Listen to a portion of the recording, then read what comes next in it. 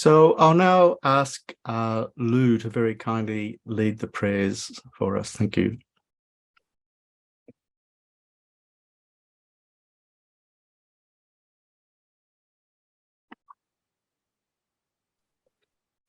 Taking refuge in generating bodhicitta.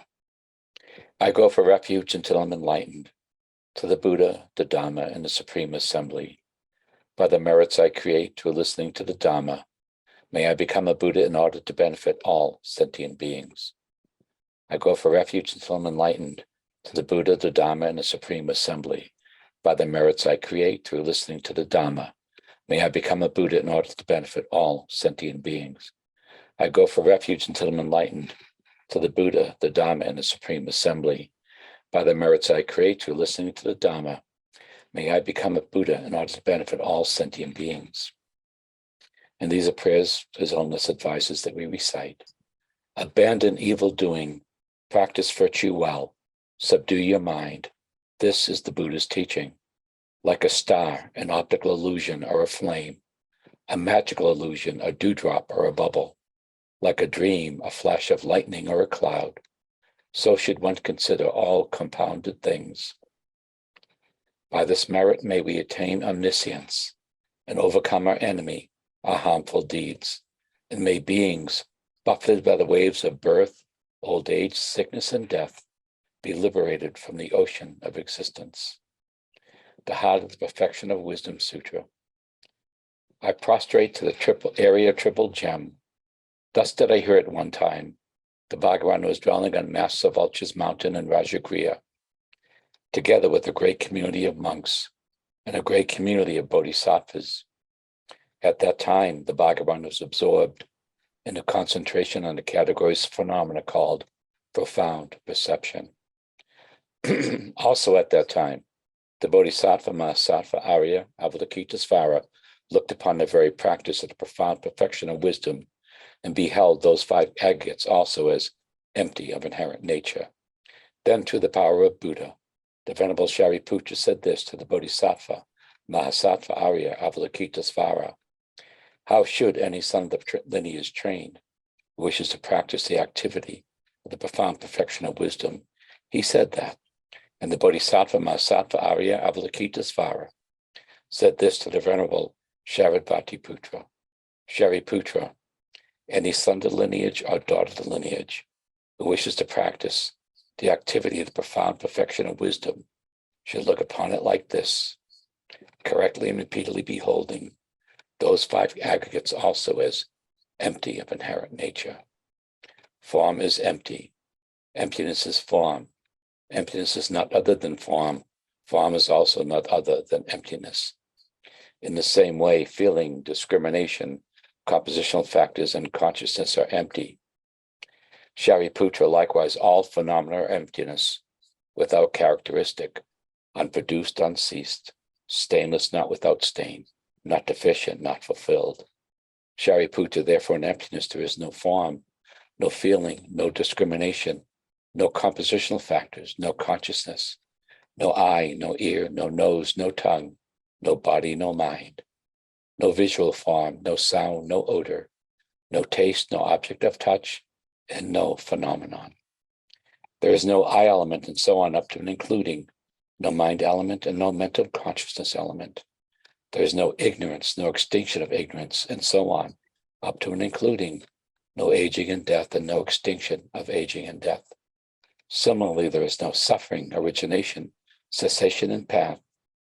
There is no exalted wisdom, no attainment, and also no non-attainment. Shariputra, because there is no attainment, bodhisattvas rely on and dwell in the perfection of wisdom, the mind without obscuration and without fear. Having completely passed beyond error, they reach the endpoint of nirvana. All the Buddhas who dwell in the three times also manifestly completely awaken to unsurpassable, perfect, complete enlightenment in reliance on the perfection of wisdom. Therefore, the mantra of the perfection of wisdom, the mantra of great knowledge, the unsurpassed mantra, the mantra equal to the unequaled, the mantra that thoroughly pacifies all suffering, should be known as truth, since it is not false. The mantra of the perfection of wisdom is declared. Tayata Om Gate Gate Paragate Parasamgate Bodhi Swaha. Shariputra, the Bodhisattva Mahasattva, should train in the profound perfection of wisdom like that. Then the Bhagavan arose from that concentration and commended the Bodhisattva Mahasattva Arya Avalokitesvara, saying, well said, son of lineage, it is like that, it is like that. One should practice the profound perfection of wisdom just as you have indicated. Even the Tathagatas rejoice. The Bhagavan having thus spoken, the Venerable Sharadvati Putra, the Bodhisattva Mahasattva Arya Avalokitesvara, and those surrounding in their entirety, along with the world of gods, humans, asuras, and Gandharvas, were overjoyed and highly praised that spoken by the Bhagavan. The praise to Manjushri. Homage to my Guru and Protector Manjushri, who holds to his heart a scriptural text symbolic of his seeing of all things as they are, whose understanding shines forth as the sun, unclouded by delusions or traces of ignorance, who teaches in 60 ways with the loving compassion of a father for his only son, all creatures caught in the prison of samsara, confused in the darkness of their ignorance, overwhelmed by their suffering. You whose dragon thunder-like proclamation of Dhamma arouses us from the stupor of our delusions and frees us from the iron chains of our karma, who wields the sword of wisdom, hewing down suffering wherever its sprouts appear, clearing away the darkness of all ignorance. You whose princely body is adorned with the 112 marks of a Buddha, who has completed the 10 stages achieving the highest perfections of a Bodhisattva, who has been pure from the beginning, I bow down to you, Manjushri. Om Rapatsanadi, with the brilliance of your wisdom, O compassionate one, illuminate the darkness enclosing my mind, enlighten my intelligence and wisdom, so that I may gain insight into the Buddha's words and texts that explain them. Outer Mandala, by the virtue of offering to you assembly of Buddhas visualized before me, this mandala built on a base resplendent with flowers, saffron water, and incense, adorns with Mount Meru and the 4 continents, as well as the sun and the moon. May all sentient beings share in its good effects.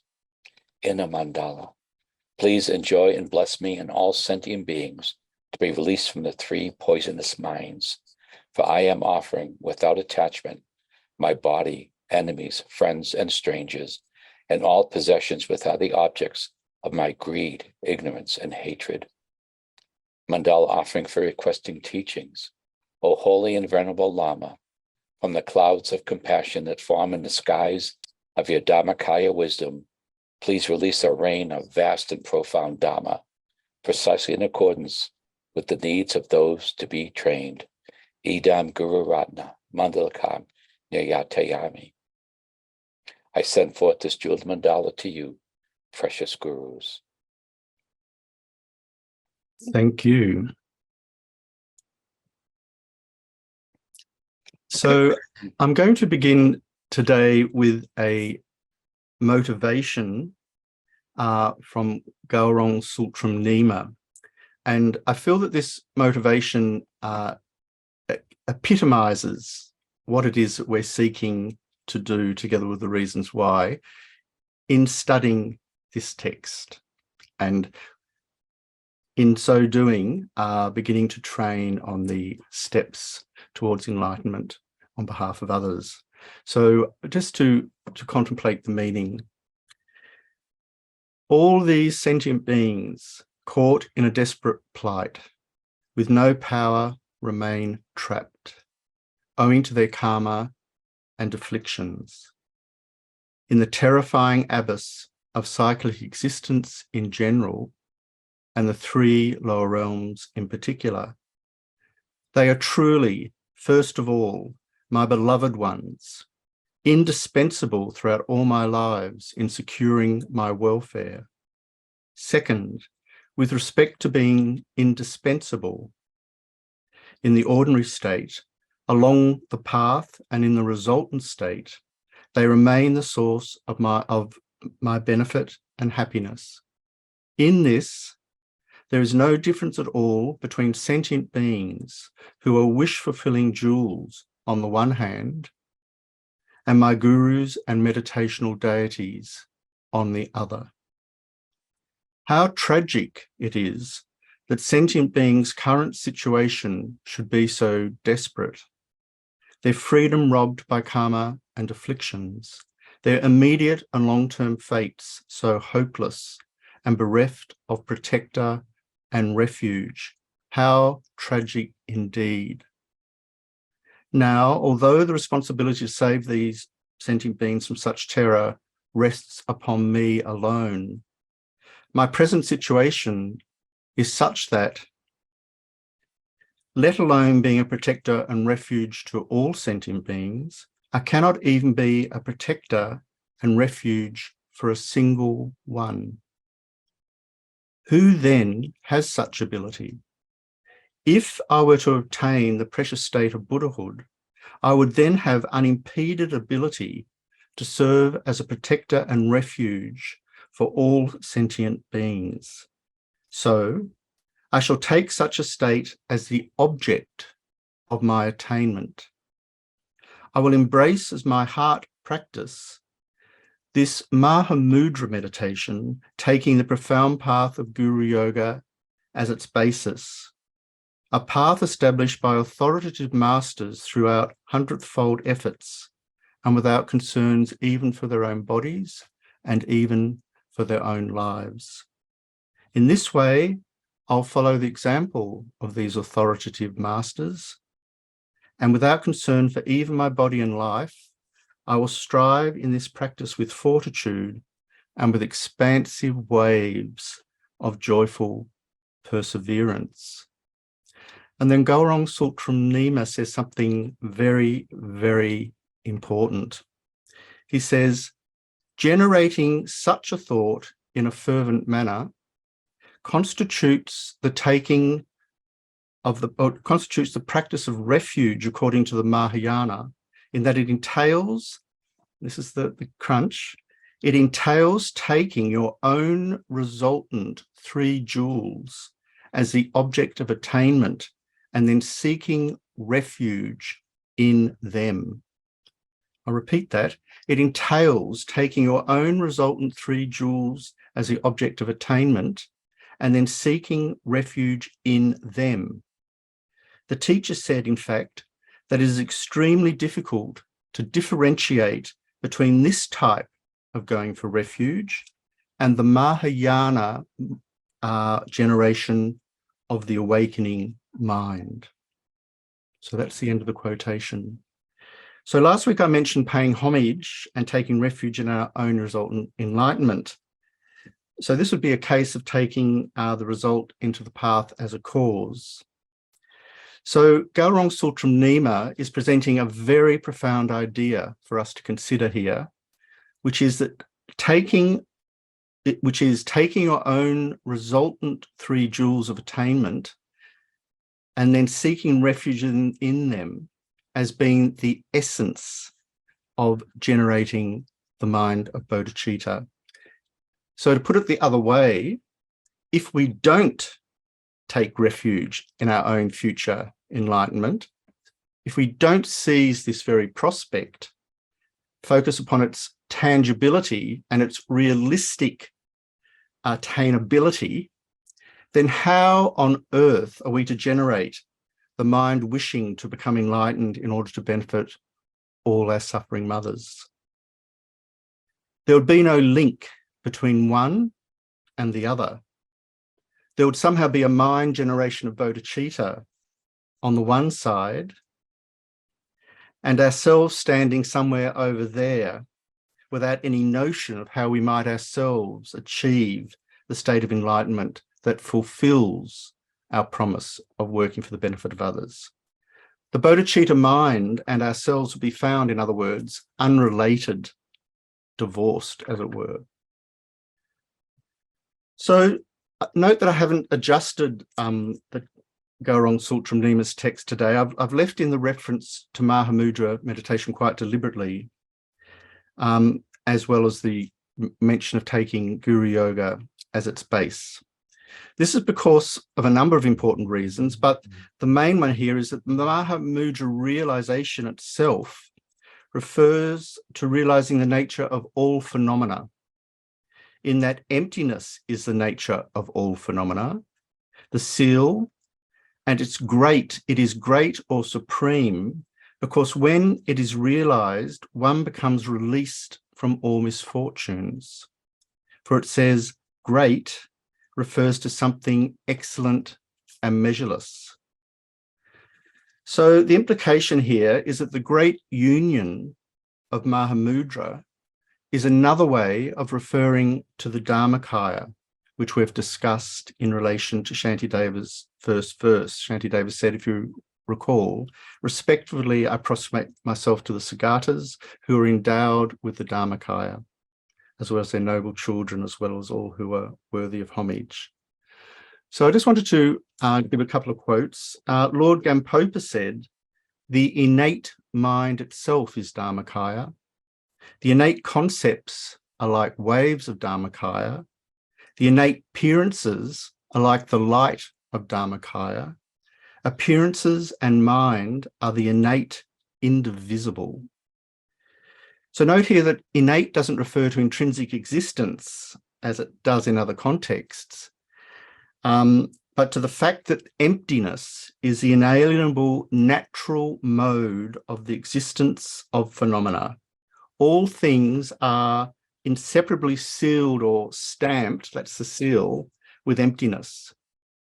As the Heart Sutra says, Lou's just read it for us, emptiness is form, emptiness is not other than form, form is also not other than emptiness. So we realized the Great Seal when we experienced our diamond-strong Vajra mind inseparably from the Great Seal of reality. So this is referring to the apotheosis, if you like, the completely full development of our own potential. And it's also including the tantric stages of the Mahayana path. So please don't think that this was a diversion from our current subject matter, because it's very much to the point of how and why we are to practice, as Shantideva so thoroughly presents. For example, the first verse of the famous Wisdom chapter says, all these branches of the doctrine, the powerful Lord expanded for the sake of wisdom. Therefore, they must generate this wisdom who wish to have an end of suffering. So with that functioning as a motivation, we're going to move on and look at verse 4 of Shantideva's text, which reads, leisure and endowment are very hard to find. And since they accomplish what is meaningful for man, if I do not take advantage of them now, how should such a perfect opportunity come about again? So the Padmakara translation of this verse avoids the masculine reference and better captures, I think, the imperative tone or direct appeal of Shantideva's verse. So I read, so hard to find such ease and wealth, whereby to render meaningful this human birth. If I do fail to turn it to my profit, how could such a chance be mine again? So this is a perfect example, I think, of what His Holiness the Dalai Lama means when he refers to Shantideva's text as a form of inner dialogue. It's an appeal. This verse is an appeal, an exhortation, a passionate one, not being made to us from the outside, as it were, because we're required, rather, to generate this understanding of the precious human rebirth from within ourselves as deeply as we possibly can. So, in other words, one part of us, you might say, which is the one that takes our present circumstances foolishly for granted and lazily acquiesces in the privileges and apparent boons that it grants us, we're talking about worldly affairs here, is to be interrogated by another wiser part that is conscious, or at least more conscious, of the bigger existential picture and what is actually at stake. We are wasting and squandering our precious current fortunate circumstances, failing, as it were, to turn to profit, as Shantideva puts it, because we lack recognition that such an opportunity is highly contingent, rarely achieved, and very unlikely to arrive again. This is precisely, of course, what is presented so fulsomely in the classical Lam Rim presentations. And it's also the reason why the topic of the precious human rebirth appears there immediately after the section putting forth the reasons to rely on the spiritual teacher. So we might say that if we take Shantideva's homage as the equivalent of that homage to the reliance on the refuge objects, and we've got the same structure in Shantideva's text because he's now introducing the precious human rebirth. So if we refer to the classical Lam Rim outline on this topic, it comes under leisure and opportunity, and opportunity is subdivided into the 5 aspects of opportunity that pertain to ourselves, and then there are 5 aspects of opportunity that pertain to others. We then contemplate the great importance of leisure and opportunity, and then we contemplate the difficulty of attaining them. So I suggest here that in order to follow this topic in more detail, that we could very, very happily refer to the great treatise on the stages of the path by Lama Tsongkhapa, particularly volume 1 of the translation, pages 117 to 141. Of course, you may also want to refer to Babonka Rinpoche's Liberation in the Palm of Your Hand for another comprehensive account. And then there's also Kabje Zopa Rinpoche's book, The Perfect Human Rebirth. There are many other relevant texts. But what's really important here is to come to grips with this topic in such a way that it hits us viscerally. It's not just something we graft on to a ever-increasing body of abstract knowledge that we're accumulating as we study the Dharma. It should be really striking us hard. And I know this striking hard from my own experience, not that I'm a practitioner. In fact, this is a story that I'm not. It's only when I had a terminal cancer diagnosis that I suddenly thought, crikey, as we say in Australia, this is it. It's not just it's it. This is the real one. Suddenly I'm faced with my death, my imminent death. This fragile human body is about to crumble away from under me. What do I do now? This now is booming out in a way that it's never boomed before, because I've had now all the time, but I've never realized that now can't be taken for granted whatsoever. It's contingent amongst many things, but one of them is obviously this tiny, fragile little vessel we call our body. So the Lam Rim presents very, very carefully a logical unfolding of this topic in precisely to bring about this visceral awareness. And it presents the difficulty of obtaining the precious human rebirth in terms of the point of view of its causes, which are 3: ethics, generosity, and prayers. From the point of view of examples or illustrations, and from the point of view of numbers, how many precious human rebirths are out there. So to break this down a little bit further in terms of its causes, Dragpa Geltsen in his Shantideva commentary says, it is very difficult to gain this precious bodily support of leisures and endowments possessing the 18 qualities, leisures and endowments, because Chandrakirti says in his supplement to the Middle Way, quote, for ordinary beings, those born from speech, those with definite character towards solitary enlightenment, and the conqueror's children, the cause of definite goodness and higher status is none other than ethics. Ethics. It has been taught that in order to obtain a special bodily support, one must hold as its basis ethical practice, pure ethical practice, accompanied by generosity and so forth.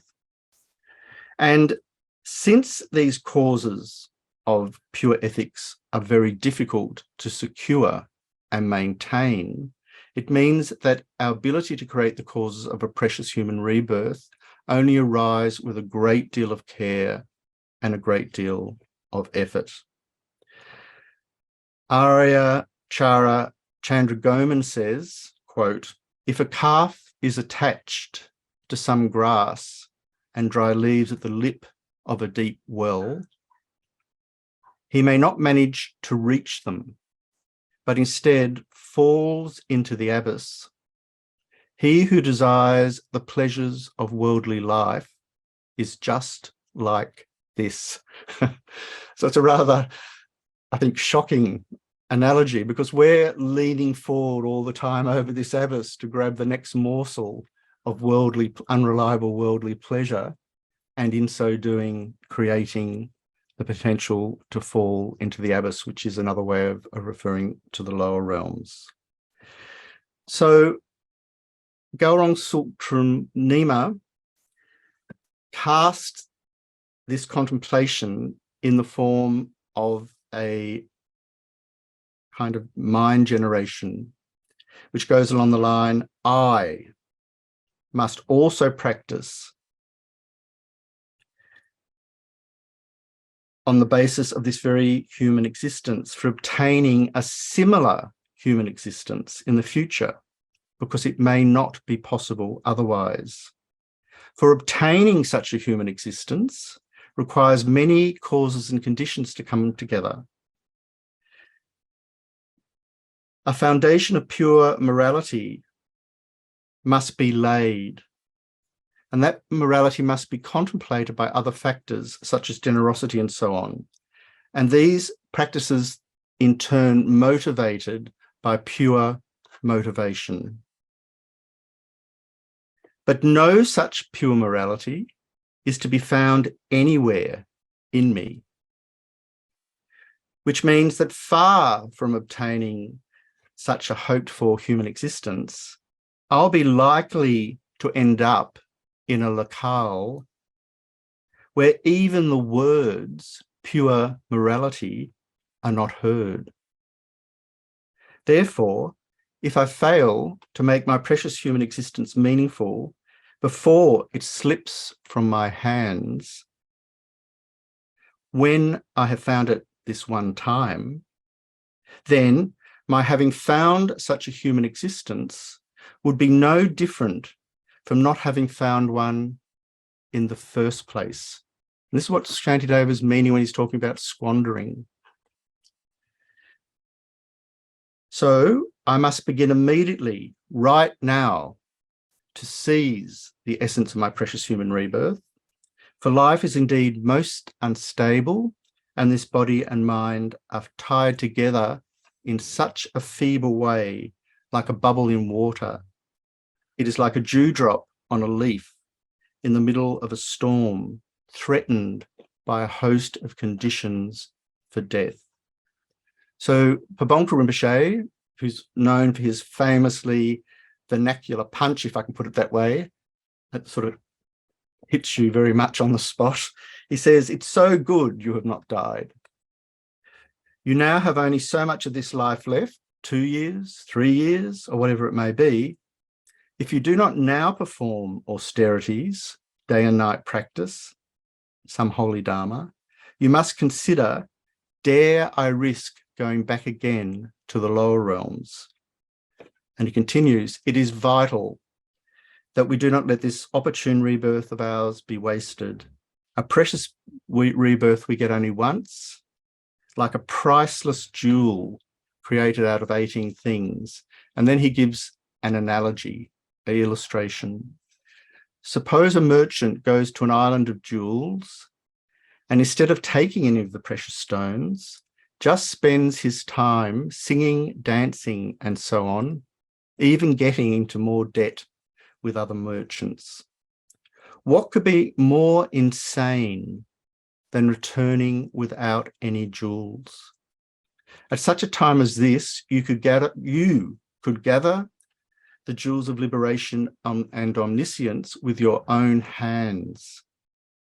By not doing so, and by creating instead the causes for going to the lower realms, you could make no greater show of blindness or stupidity. So that's really hitting home. So Shantideva, he quotes Shantideva at this point, if I do not cultivate virtue after obtaining such an opportunity, there is no greater self-deception, nothing could be blinder. This appears to be a reference to verse 23, which you find in chapter 4 of Shantideva's text, Attending to the Spirit of Awakening. And in the Bachelor's translation, the translator there is, so if, when having found leisure such as this, I do not attune myself to what is wholesome, that's of course the reference to ethics again, there could be no greater deception and there could be no greater folly. And likewise in chapter 7, verse 14, Shantideva says, relying upon the boat of a human body, free yourself from the great river of pain. It is so hard to find this boat again. This is no time to sleep, you fool. So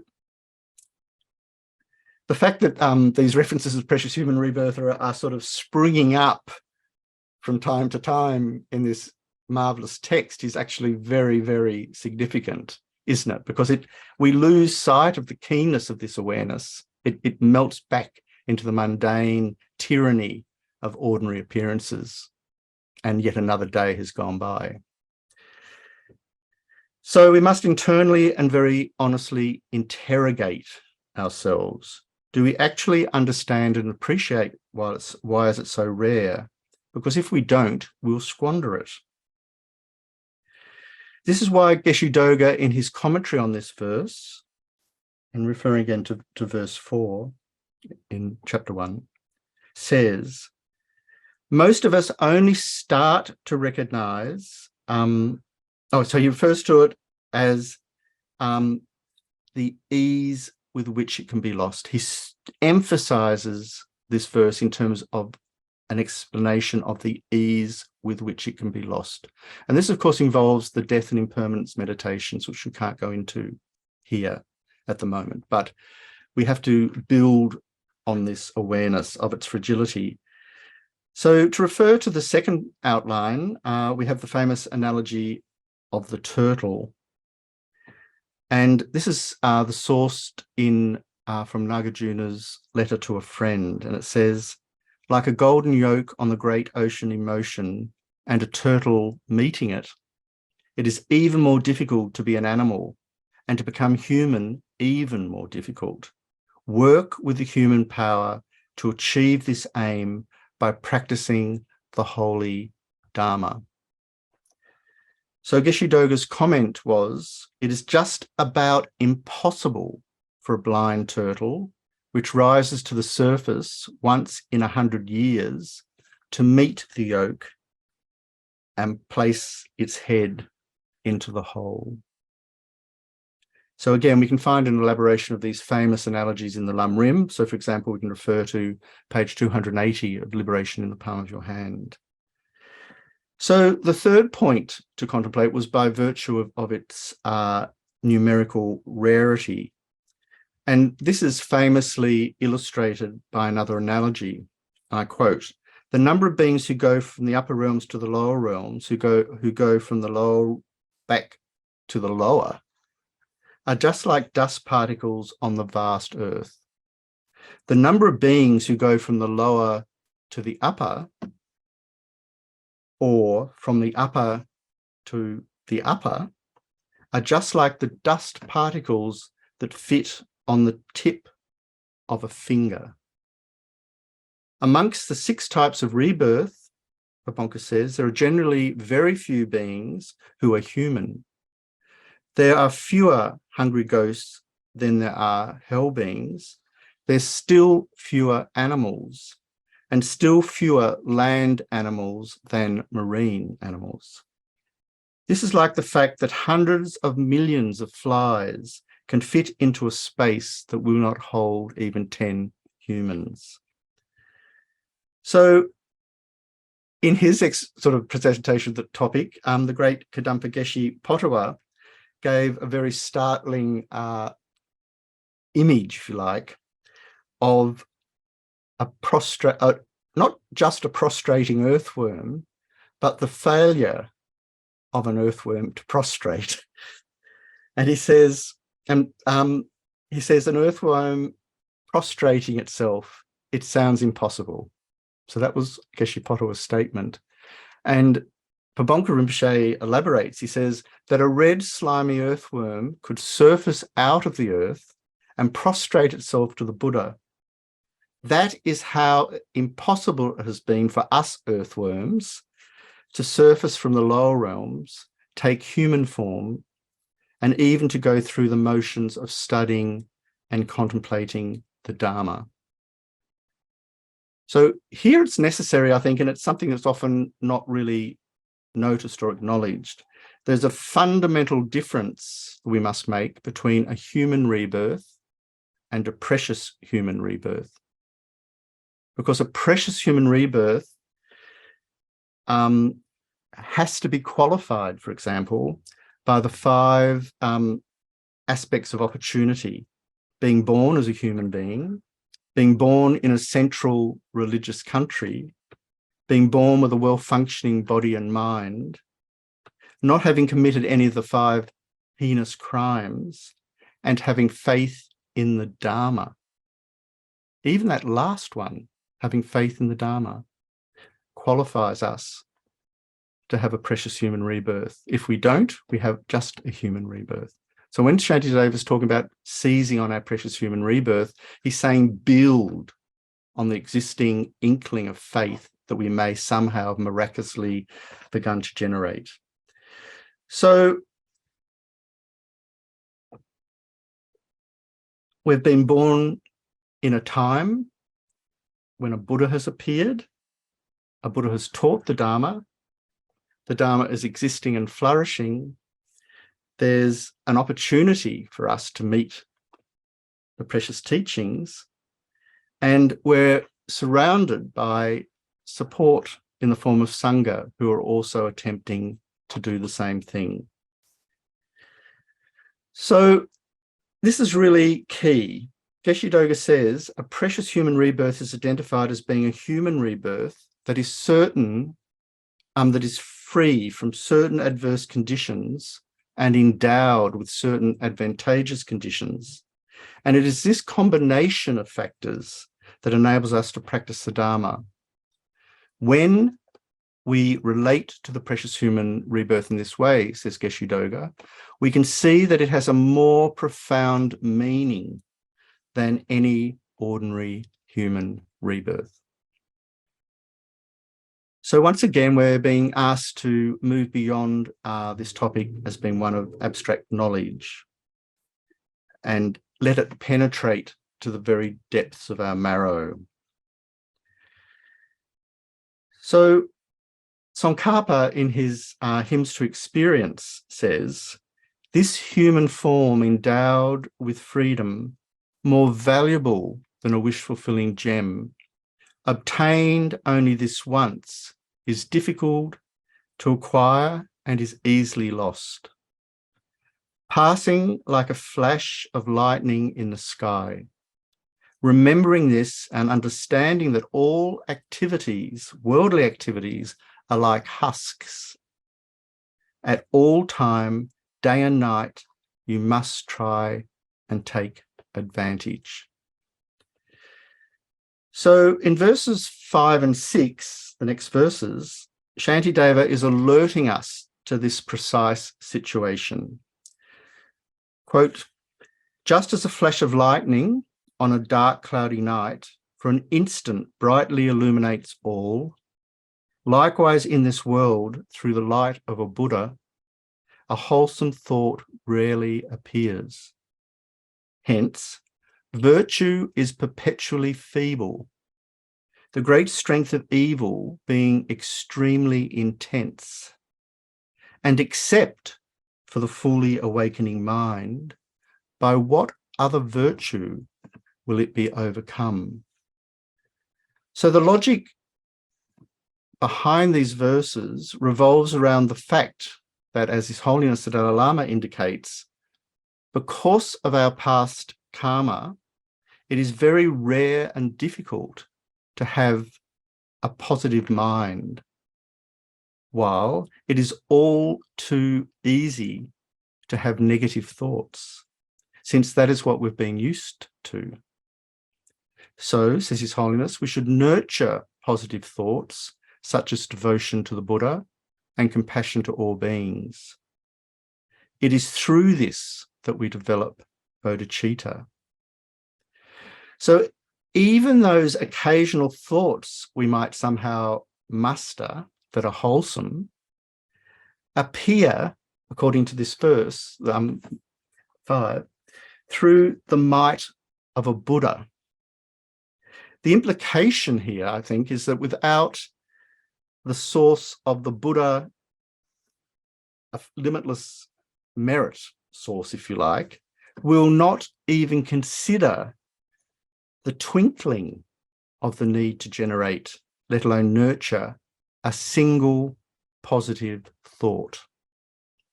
The prospect of doing so will not even occur to us. This is a sign that we are impoverished by a lack of merit, and the obscuring weight of our non-virtues is very great.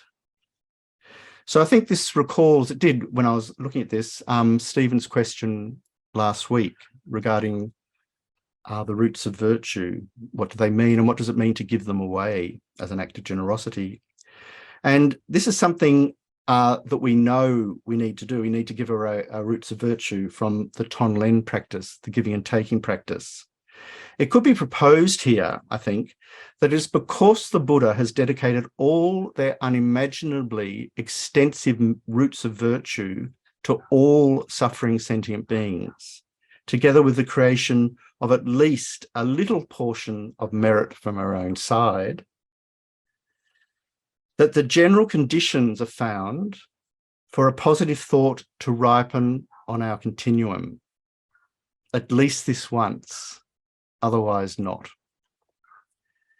So if not, it's because we are so completely blinkered, so completely steeped in darkness, that it would be impossible for us to see a pathway towards generating virtue, let alone the mind of bodhicitta, which, as Shantideva is stressing in these verses, none other than the peerless mind of bodhicitta itself. So Dragpa Gyaltsen, in his commentary on these verses, says, for example, just as forms within the clouds of a dark night are brightly illuminated for an instant by the condition of a flash of lightning, likewise, through the might of perfectly complete Buddhas, sometimes the intelligence thinking, I shall create merit, for once occurs just occasionally to worldly beings. It does not happen continuously. For this reason, virtue is feeble and remains perpetually so. And the great power of the negativities that produce the bad migrations, like the darkness within the clouds, is difficult to overcome. Since it will produce great fear, having been made to understand the horrors that will be there at that time, I should make effort in accomplishing virtue and abandoning negativities. So this is the reason why we're wishing to recognize the precious human rebirth, to get down to the nitty-gritty of it. We have to begin to transform our ethical foundation because we've got no chance of doing any other positive activities beyond that point. So as Gelt Sub J indicates in his commentary, our virtue is always weak, can be explained in relation to time because it rarely occurs. And this is because we have scant familiarization with it, and hence scant impulse to form it again. And it can also be explained in relation to the occasion when virtues are of little power and negativities are very strong. That is, for the great portion of situations in which we find ourselves, we very easily can be swamped by extreme or overwhelming negativity, even in the midst of attempting to generate a small portion of virtuous mind. So again, from our own experience, I think anger, of course, is going to be dealt with extensively in Shantideva's text, but in the very process of the mind generation of anger getting up and running, even if our loved one is in front of us, that anger is going to have the power to for us to relate to that formerly loved one as though they were despicable and are worthy only of being crushed underfoot. It's fascinating, isn't it? This is what's happened in a flash. We haven't thought about it. Before we know it, this powerful negativity has risen up and has conquered our loved relationship with a dear friend or associate. So this is the kind of danger that's embedded in our current situation. And this is why Shantideva is alerting us also with the image of the lightning on a dark, cloudy night to the reality of death and impermanence as the impetus to practice Dharma. So, of course, I think a great obstacle for us in this regard is that we don't feel inclined to create virtue or begin to train in it because we don't immediately, perhaps, see its beneficial effects. In other words, we don't really accept the law of cause and effect. We haven't actually embraced the significance of karma. So this is another major point in the Lam Rim presentation. But again, it's crucial that we come to terms with this whole sort of set of important themes because they all support one another. So the optimum opportunity to begin to generate virtue, even this little tiny flash of virtue, this little feeble flash, which we can strengthen, of course, Shantideva is emphasizing, is none other than our current situation. So Shantideva is invoking bodhicitta here as the supreme technique for generating infinite virtue and overcoming even the most insidious, subtle stains of non-virtue. And this is why Geshe Topton, in his commentary on these verses, refers to bodhicitta as the most extraordinary weapon. So we must beseech the Buddhas and the holy beings to bless us that we might pick up ourselves this extraordinary weapon right now. Who are we to attack with it? That's an important question. None other than our self-cherishing attitude, supported as it is by our self-grasping. It is these that block us from accessing our fundamental Buddha nature. So if we're following Geshe Doga's commentary with these verses, we're now up to block 2. So I just mentioned that for those who might want to refer. So I have dealt with this verse on seizing the precious human rebirth with some insistence because it conveys 2 critical things. Firstly, we can see how Shantideva's text is offering direct and very compelling instructions for practice based on reasons. And secondly, we can also see how the strategic sequence and artful arrangements of verses in the text, while one's following the next, in other words, is very, very deliberately determined, because the evolutionary unfolding of one stanza to the next is corresponding, if you like, with our evolutionary potential to generate this mind of bodhicitta. So in this sense, it's doing exactly the same work as the lam rim, in exactly the same way. So this is why I'm really stressing the lam rim today as an incredibly important area of continual investigation.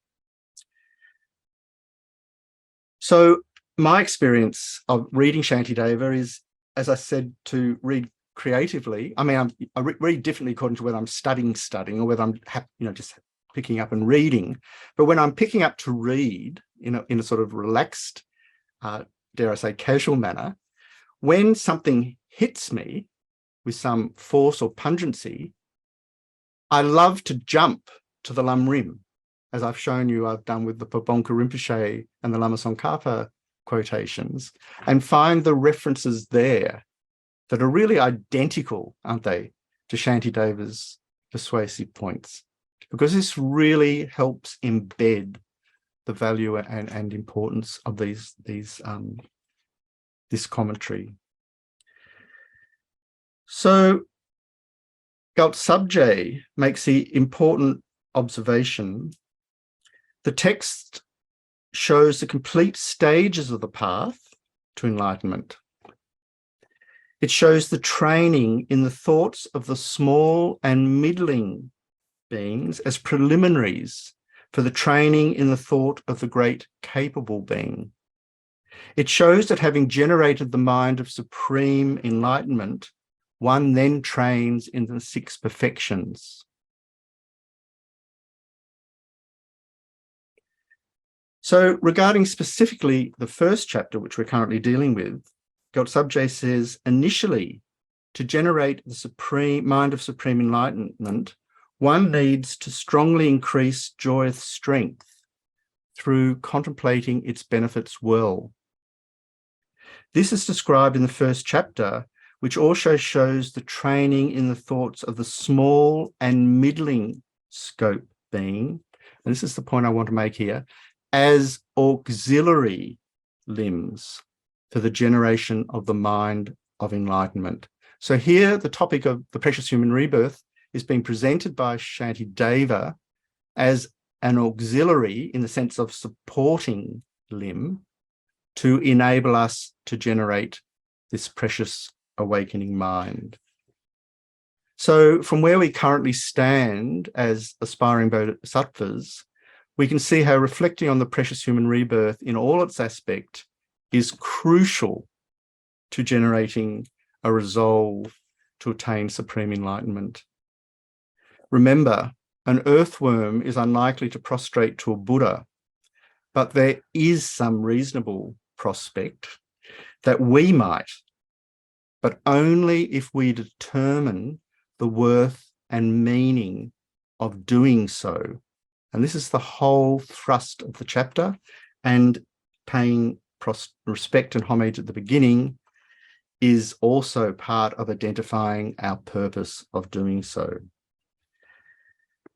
So I want to just make a point here that when we talk about auxiliary practices and the practices of the small and middling scope, as Mahayana practitioners, it's said that we practice the scopes in common with those who are practicing as lower scope practitioners. And what this means is that we still need to do the same contemplations, but we do them from the particular perspective of a Mahayana motivation, which is we're meditating on death and impermanence in order to seize the opportunity and so forth of becoming enlightened for the benefit of others. We become aware of death and impermanence in relation to other beings, because this intensifies our compassion, recognizing that at any moment they can tip off that edge of that cow leaning over to get that morsel of grass and plunge into the lower realms. Their situation is precarious.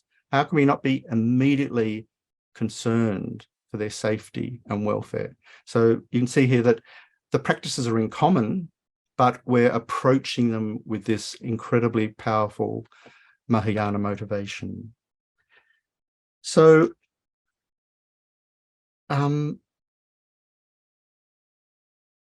just want to quote here from Nagarjuna's Precious Garland.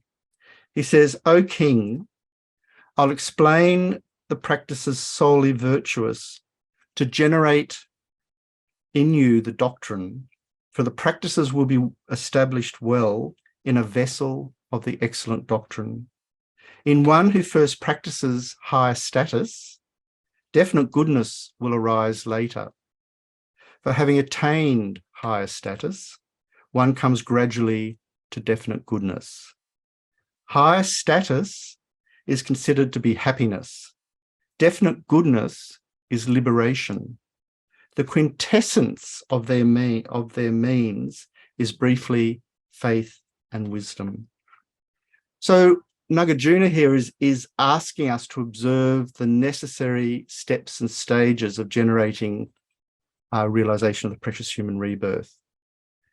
So as Gautam says, the suitable basis for developing the awakening mind is twofold: a good physical body and a pure mind. The suitable body needed to develop the awakening mind was presented earlier with the explanation of the 8 freedoms and 10 endowments. And the need for a pure mind is being emphasized here in terms of the need to begin to practice pure ethics, pure morality. And as His Holiness says in that verse that we quoted at the beginning of the teaching, to at least not harm and to generate a positive thought of benefit, at least work on that basis and move forward.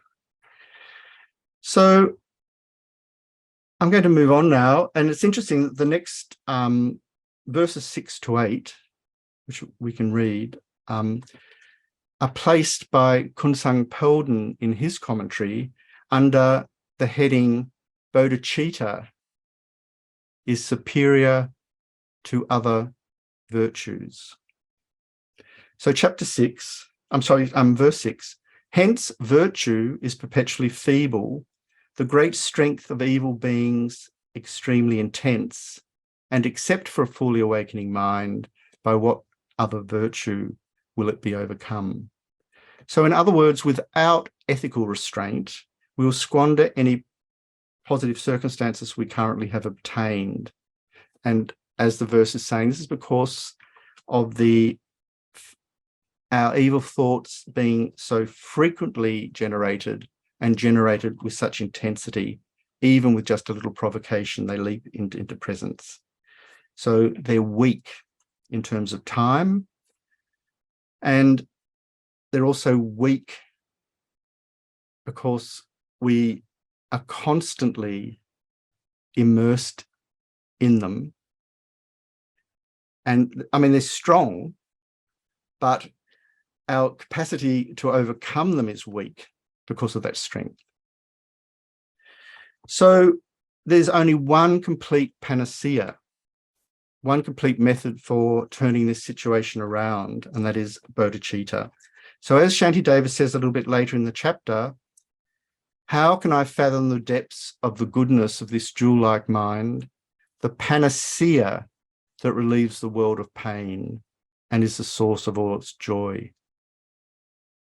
So why this mind is so extraordinary, so precious, and why it must be generated precisely now is the topic that's being currently explored.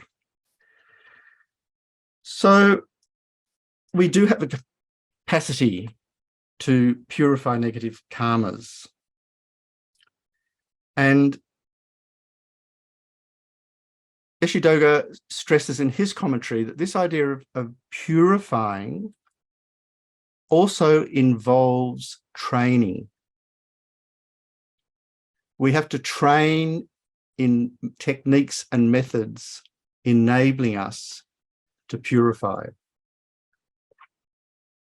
And we will know that we've successfully done that when the signs of purification manifest as a non-experience of negativities. So in other words, if we're still continuing to have negative experiences or negative thoughts arising seemingly spontaneously, that is a sign that we have insufficiently purified. And because of that, we're at risk, and others are at risk too. And in particular, we must understand that bodhicitta can oppose our production of throwing karma. And so for this, we need to combine conventional bodhicitta with ultimate bodhicitta, realizing the ultimate nature of things. So the critical point here is that bodhicitta as a mind naturally inclines us towards increasing virtue and correspondingly increasing actions supporting that mind generation of virtue. So we lean towards virtue spontaneously, if you like. And it's with some sense of horror or even shame that we recognize when we do this, the extent of our self-cherishing mind. So as our mind of bodhicitta begins to grow, if you like, our ability to see the proportions of our habitual state of negative mind generation becomes clearer and clearer and more definite. And because that recognition is appalling in a way, because our self-cherishing is appalling, dreadful, embarrassing, shameful, and so forth, we then generate even more energy towards generating the mind of enlightenment. So they're mutually supportive. So I was going to, I just have to think here what I'll do. I think I'll go on a little bit more about ethics. We need to secure an ethical space that is stable and from which we can act with increasing virtue, increasing freedom, and more flexibility. So the point I want to make here is that if we're being dominated by negative thought, our ability to be open and creative with the circumstances that are unfurling around us is grossly deformed and entrapped, if you like, because we're only able to relate to the situation through the excruciating lens of our negative thought. If we begin to overcome our negative thought, our vision widens and our opportunity to act in a multiple of skillful ways towards a difficult or challenging situation increases correspondingly. So this is really important to reflect on an experiential level. So His Holiness famously presents the most inspiring point here, which is that whereas our negative minds can only be developed to a limited extent, our virtuous minds can be developed limitlessly. This is an amazing point to reflect upon. And 3 reasons are given by His Holiness for this. So I'm going to quote the paraphrase of Thupten Chodron here because it's very eloquent. She says, first is that the mind is a very stable basis. It doesn't come and go. It's always there. It's not a soul. It's not permanent. It's changing moment to moment, but its continuity doesn't have an end. Therefore, it is a stable basis upon which to develop good qualities. So that's the first reason. The second, the mind can be habituated to good qualities and we can develop those good qualities. And as we develop them, we can build on the good qualities we have previously generated. In other words, each time we develop them, we don't just have to start from the ground floor and go up. If we've developed something this far, we can start from there and go up even higher. So His Holiness compares it to a high jumper. So our non-virtuous mind is like a high jumper. No matter how we train, there's a limit to how high that bar can be set. And that, we know that's a fact from the Olympic Games. You know, we occasionally, a fraction of a millimetre is added on, but there's fundamentally a finite point over which a normal human body can't leap. But that is not the same with the increase of our virtues.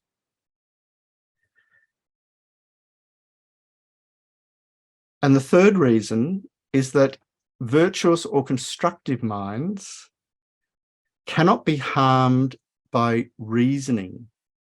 They cannot be harmed by wisdom. So we were talking before, says Thupten Shurjun, that there's a big difference between virtuous qualities and afflictions, because once we refute the ignorance which is at the base of the generation of the afflictions themselves collapse. Once we recognize the foundation of bodhicitta, for example, which is love and compassion, we recognize that we can generate love and compassion increasingly and make it more and more expansive and more powerful, limitlessly, because there is nothing in that mind that is contradicted by a wisdom consciousness analyzing the nature of reality. It's in line with the way things actually are, if you like. So Gyaltsab Sabje says, it is appropriate to meditate on the two bodhicittas, aspiring and engaging, because how could this dreadful negativity, which is the cause of the lower realms, be overcome by any other virtue that is not a mind striving for complete enlightenment? It cannot. This is why Shantideva here is referring to, in the last line of verse 6, by what other virtue will it be overcome? So we need to obviously develop the physical and mental aspects of the precious human rebirth. So there's a final point to consider. Geshe Tekchok says, the physical basis is the good basis having all 8 freedoms and endowments. Lama Tsongkhapa says in his short Lamrim that such a physical basis is necessary to accomplish the best of paths. That until such a basis is gained, it is not possible to make powerful progress along the path. He therefore urges us to train in all the causes of such a birth. He says, finally, I, a yogi, practice in that way. You who want liberation should practice likewise. So a mind basis is also necessary for the development of bodhicitta. And the mind basis here has to be virtue. Specifically, the actual mind basis is needed, that needs to be generated, is the exceptional resolve. This I must become enlightened for the benefit of others. But we can't generate that resolve unless we have a foundation in ethics. It's very difficult to produce. So we'll now outline, for the sake of our study in our own time, the manner in which Gyaltsab Sabje, at this point of the commentary, his commentary, presents 4 subheadings, explaining the benefits of bodhicitta, identifying the nature of bodhicitta, the reason why it has these benefits, and praising the person who meditates on bodhicitta. So we're still dealing with the first, the benefits of bodhicitta. And according to Gelt Subj, verse 7 falls under the subheading, it can accomplish supreme happiness. So the mind of bodhicitta can accomplish supreme happiness. And Shantideva's verse reads, all the Buddhas who have contemplated for many eons have seen it as beneficial, for by it the limitless masses of beings will quickly attain the supreme state of bliss. So, as Kunzang Pelden points out, the reason for stating this is that for many ages, 3 countless eons and more, the powerful sages, the Buddhas, the perfect Buddhas, deeply reflected upon one thing alone, the means to bring numberless beings to immediate benefit and ultimate bliss. And they have indeed found something that purifies evil committed in the past, that severs the continuum of evil to come, that overwhelms the defiled emotions of the mind, that nurtures and increases the tiny roots of virtue, and that brings the final achievement of great enlightenment. So I think we read this verse, in other words, as an appeal to a perfect authority. It is because all Buddhas have found this mind as beneficial, especially after their own intensive investigation and research, if you like. Why would we, who are not similarly endowed, hesitate to fully embrace it as well? Surely, on the basis of our own limited, deluded, superficial thought, when we manage to muster anything worthwhile at all, it will fade away very, very quickly when we change our mind. But if we see it as having a source in the enlightened realization of a Buddha, we can't fall away from it so easily. We can return to it again and then lift up our game, if you like, lift up the quality of our motivation. So Geshe Doga says, as emphasized in the commentary, this very bodhicitta is the seed with which an immeasurable number of sentient beings can be led to happiness. Once the mind of enlightenment is generated, it implants the seed that will lead swiftly to the state of enlightenment, whereby one can accomplish the welfare of all beings and thus benefit them. The essence of bodhicitta is that it is the seed that will develop the ultimate fruit of enlightenment, which is what we need to strive to achieve. So in other words, this is the process that is epitomized or displayed by the accomplishment of the Buddha as a Buddha. And that's why we can, in recognizing that, see the means to muster it within ourselves.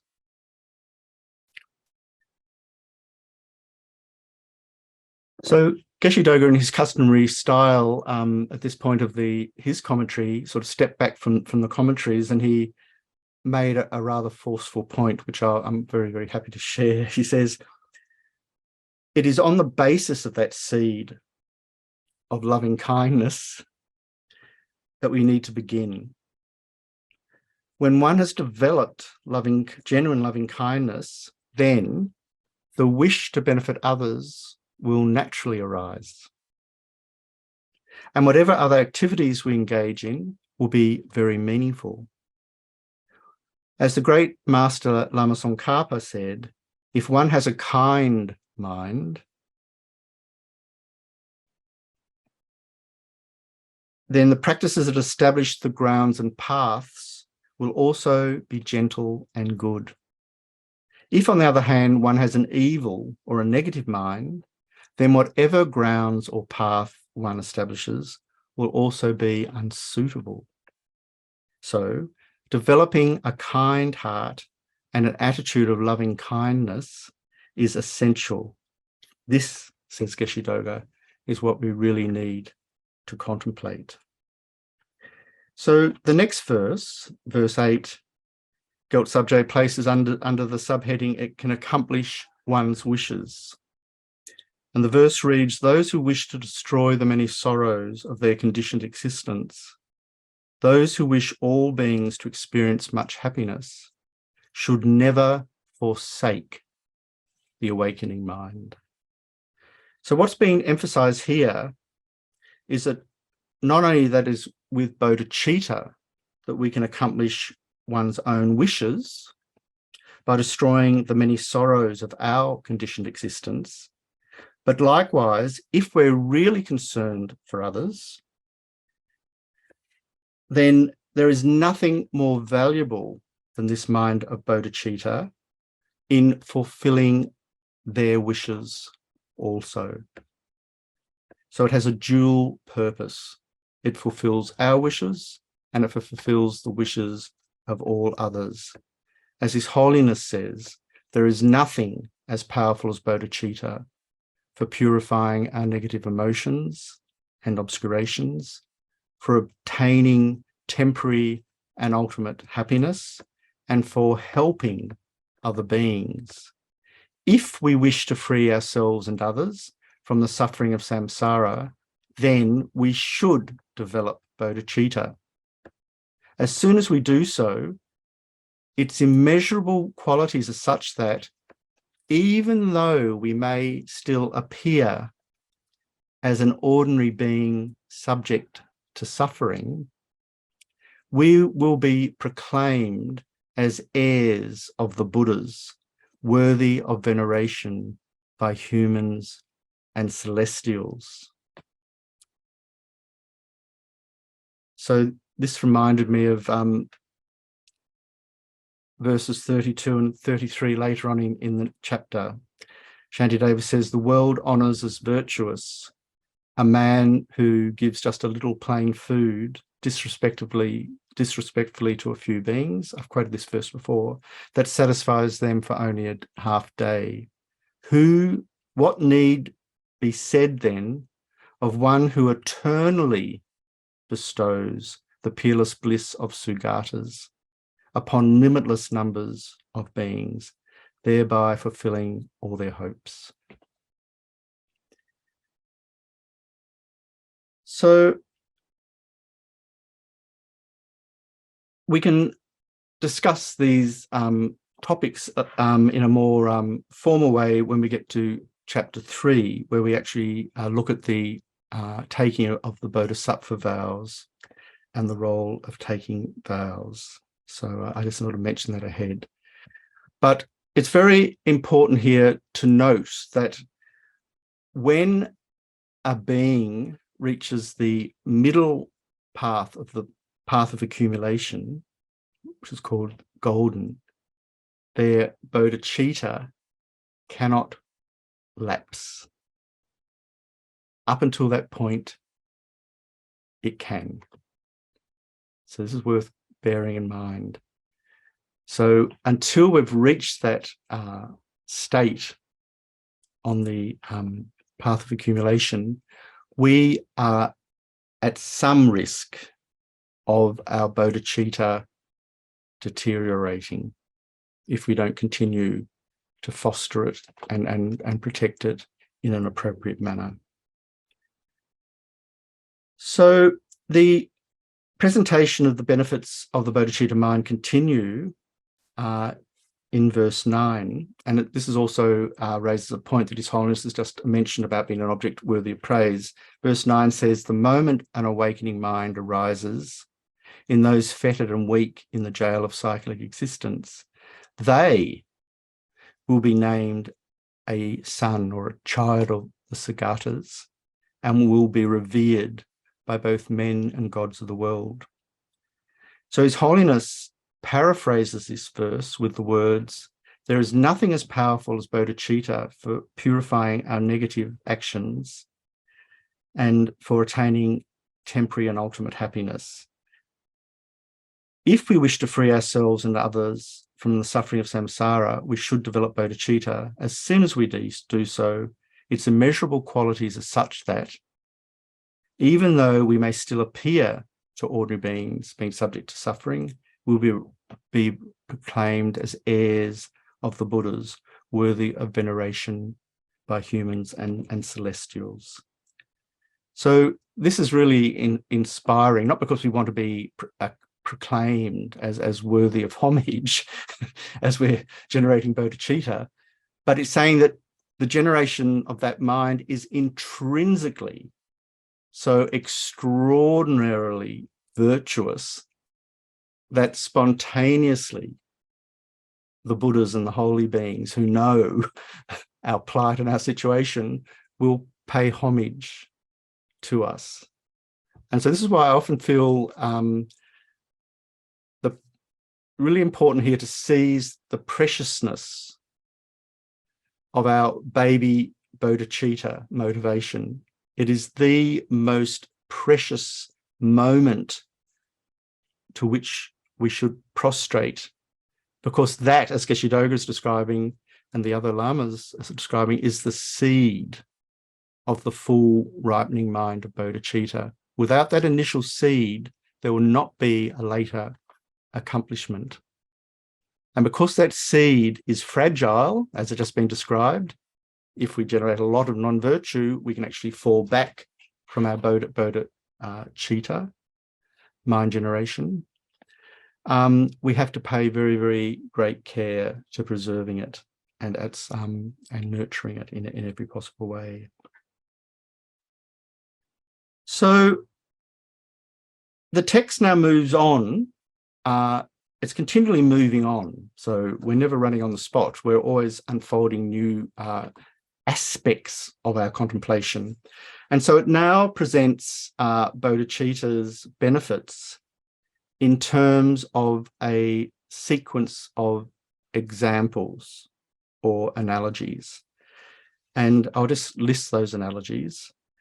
There's the example of alchemy, showing that bodhicitta leads to the attainment of Buddhahood.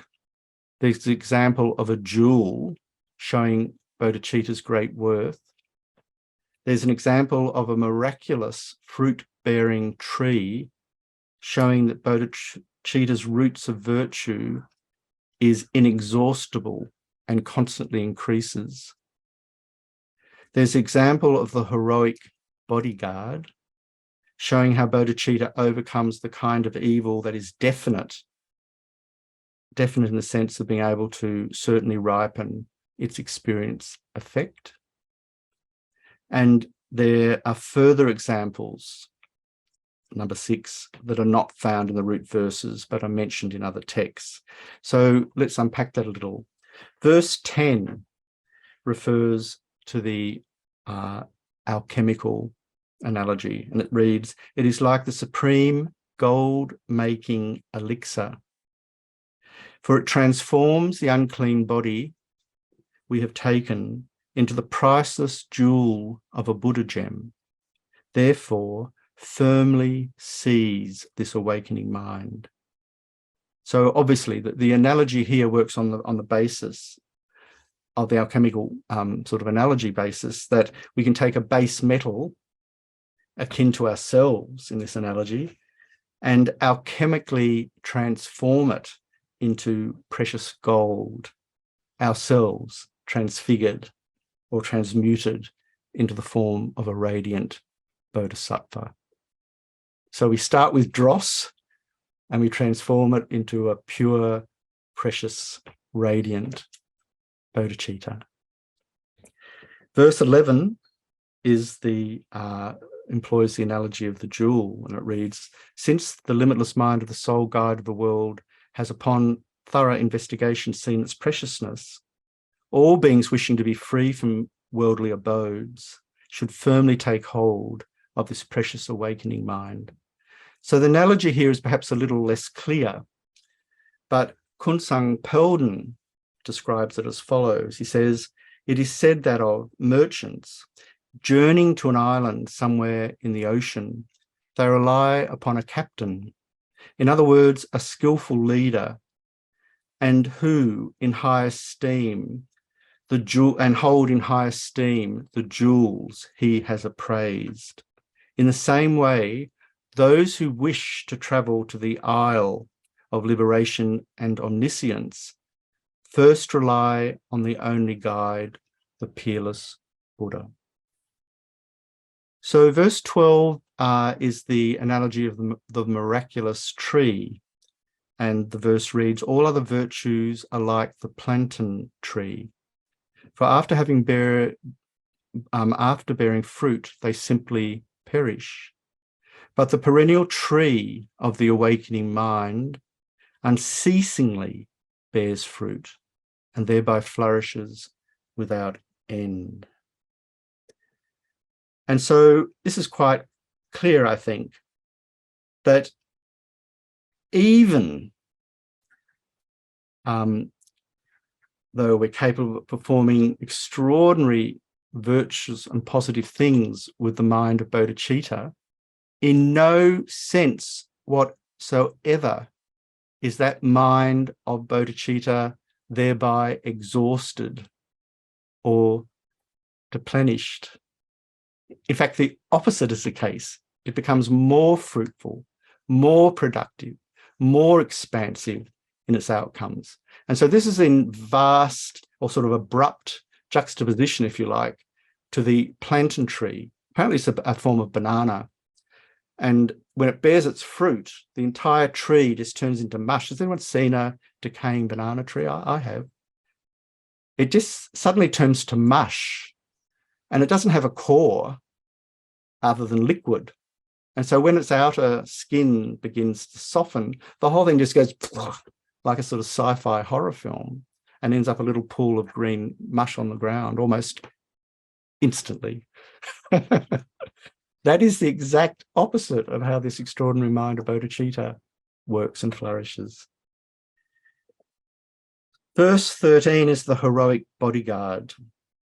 Like entrusting myself to a brave man who, when greatly afraid, by entrusting myself to this awakening mind, I shall be swiftly liberated, even if I have committed extremely unbearable evils.